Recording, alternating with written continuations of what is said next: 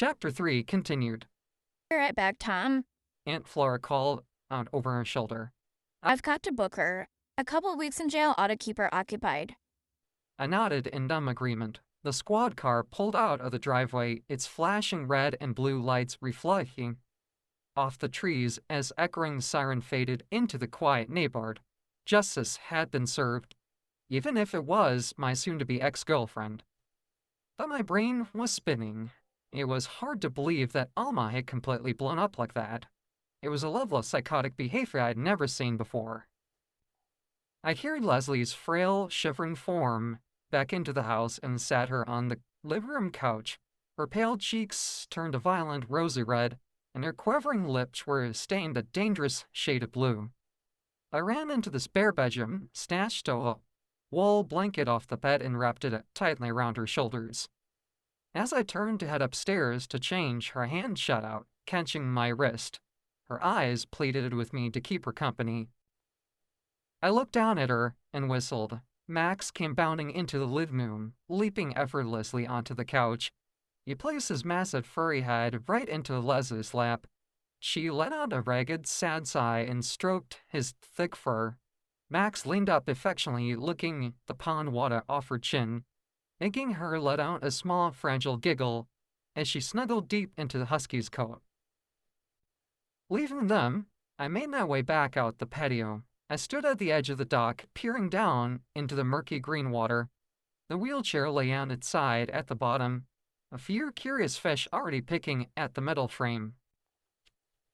I ripped off my soaked shirt and eased myself back into the frigid water. My body gave off an eerie, uncontrollable shiver as I submerged into the cold abyss once more. I swam down to the bottom, kicking my feet as I circled the chair, the icy temperature rapidly numbing my muscles. My eyes stung fiercely as swirled hues of green and algae blurred my vision. Realizing I couldn't haul it up without a rope, I kicked hard, breaking the surface and spitting out a mouthful of water as I shook my wet bangs out of my eyes. When I looked up, I caught the steady gaze of someone watching me from the shore. My eyes traveled from a pair of heavy tan-leather boots to a crisp, imposing military uniform. It was a soldier.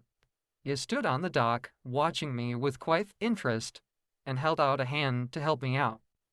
Feeling defensive, I shook my head and declined his help, treading water.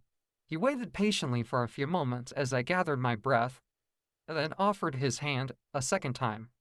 This time I took it. He hoisted me effortlessly onto the dry wood and immediately draped a heavy military jacket around my shivering shoulders. A bit nippy for a swim, isn't it? His voice was gruff, but not unkind. He began leading me back towards the house. Yeah, I'll be fine, though. I muttered softly, my teeth chattering as I handed his jacket back to him. I hurried upstairs to my room, stripping out of the rest of my wet clothing, and pulling out a thick, heavy sweater. When I crept back downstairs, I noticed a set of keys resting on the kitchen counter, pinning down a handwritten note. I picked it up to read.